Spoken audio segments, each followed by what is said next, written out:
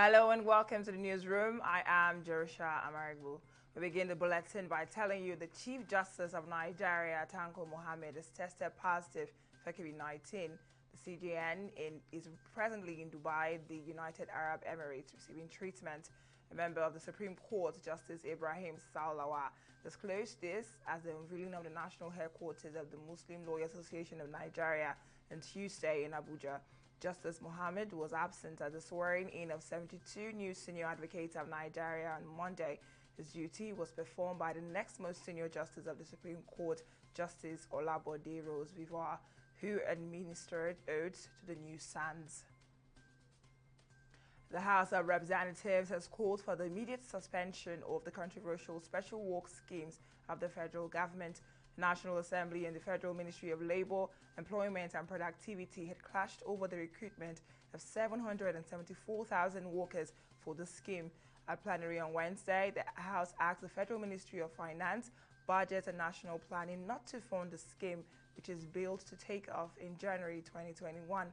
The House also filtered the removal of the Director General of the National Directorate of Employment, Nasiru Agungu, who had backed the Parliament in the controversy, urging the President to reverse Agungu's second.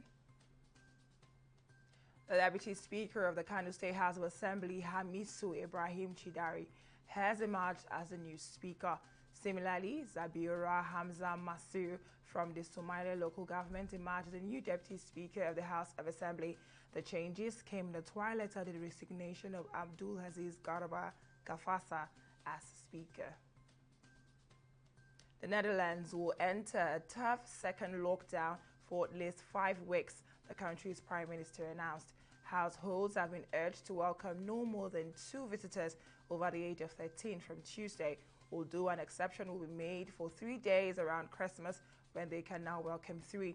The Netherlands is the latest European country to announce it will be enforcing strict measures over the festive period following a spike in its infections, with Germany earlier announced similar restrictions. People in Netherlands have been advised to stay at home, not travel to work, and to avoid contact with others as much as possible.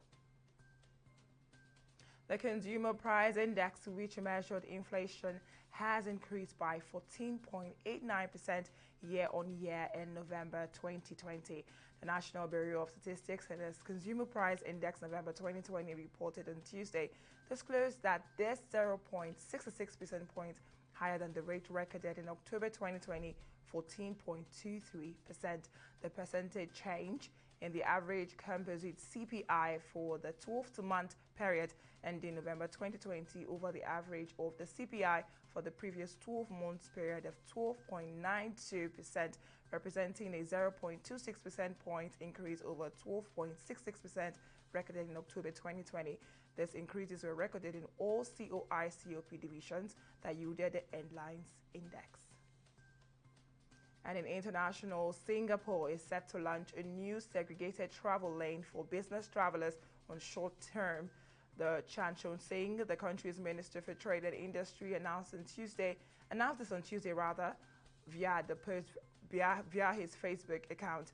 The special trade lane, which is called the Connect at Singapore initiative, will be open to a limited number of businesses, official and high economic value travelers from all countries who are coming to Singapore for short-term stays for up to 15 days. The application for this initiative will open in mid-January of next year.